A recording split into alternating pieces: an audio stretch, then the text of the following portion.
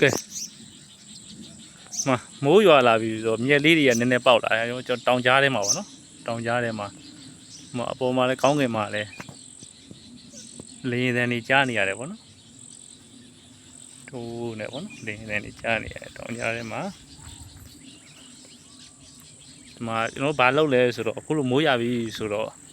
ဒီမှာတွေ့လားဒါတွေဆိုလို့ရှိရင်ဒါမီးခွေးကျွင်းနေပေါ့နော်မီးခွေးကျွင်းနေဒီထဲမှာခွေးရတယ်မီးခွေးတွေကခိုးတယ်ပေါ့နော်အဲ့လိုကျင်းနေပေါ့နော်ဒီလိုတောင်ကြားတွေမှာကျင်းနေရှိတယ်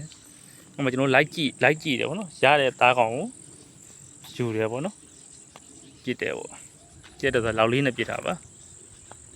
လေးကွာနဲ့ပြစ်တာကျွန်တော်တောသူတောင်သားဆိုတာကဒီလိုအချိန်လေးမှာပဲပျော်စရာရှိတာပေါ့နော်ဒါတွေကဒီတောင်ကြားတွေကနောက်ပိုင်းကျရင်သူကရေတွေဝင်နေပေါ့နော်ရေတွေဝင်နေမိုင်းညိုညိုတောင်နှမ်းကြီးကပစုံကျင်းနေနဲ့ဘာလို့ရှိလဲဆိုတော့ပြပေးမယ်ဒါကကျွန်တော်တို့ငါနောက်ဆုံးဒါငါပက်တဲ့ကန်တွေပေါ့နော်ဒီဂျားတွေထဲမှာငါးတွေပက်တာပေါ့ငါးတွေရမယ်ဟုတ်မတွေ့လားဟုတ်မှာမြုံဆွဲပြအနီးကဆွဲပြမယ်အဲ့ဒါမြုံလို့ခေါ်တယ်အဲ့ကောင်နဲ့ငါးထောင်တာပေါ့နော်ဒီကောင်နဲ့ငါးထောင်တာအနာလေးသွားလိုက်မယ်အဲ့ကောင်နဲ့ငါးထောင်တဲ့အခါကျတော့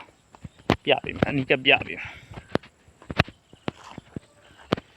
အနီးကပြပြီမယ်ဒီကောင်ကိုဒီမှာပေါ့နော်သူအဝနဲ့အေးဟောတလက်လို့ပေါ့ဒီအဝါတဲ့သူငါးဝင်ပါအောင်နော်ငါးဝင်ပြီးတော့ဒီနောက်နဲ့ဒီလိုထောင်ရတော့နော်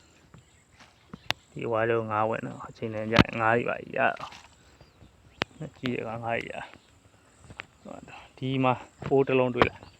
ဒီအိုးကလည်းဒီတိုင်းသုံးတဲ့အိုးမဟုတ်ဘူးဒီအိုးကိုသူကဒီနှခမ်းသောင်းနဲ့အဲ့ဒီမှာရေနေပေါ့ချင်းဒီပေါက်သူကဒီအိုးနှခမ်းနဲ့မြေကြီးနဲ့အညီမြုပ်လိုက်တဲ့အခါကျတော့ဒီပဇွန်တွေကလမ်းလျှောက်သွားတယ်မြေကြီးမှာလမ်းလျှောက်သွားတဲ့အခါကျဒီအိုးထဲကိုဝင်တာပေါ့ပဇွန်တွေစားရတာပေါ့နော်ဒီမှာကပယံတွေပေါ့နော်ဒီမှာကလည်းငါးသွားဖို့လှုပ်ထားတဲ့နေရာတွေငါးတွေပါတက်ဖို့အဲ့ဒီမှာဆိုဒါဆိုလို့ရှိရင်ဒီမှာပဇွန်ချီရတယ်ပေါ့နော်ဒါဆိုဒီနောက်ပတ်သက်တော့ပဇွန်ရှိမယ်ပေါ့နော်ပဇွန်ရှာမယ်ငါခူရမယ်ဒါဆိုငါခူချင်းတွေပေါ့နော်ငါခူချင်းအတဲ့ငါခူတွေရတူးမယ်ဆိုတော့ငါခူတွေရခူတွေရမယ်အဲ့လိုမျိုးအဲ့တော့နောက်ပိတ်ဆုံးကြတော့ကျွန်တော်တို့ဘာမှမရတဲ့အဆုံးမှာဆိုရင်ဘာလုပ်လို့ရလဲဆိုတော့ကျွန်တော်တို့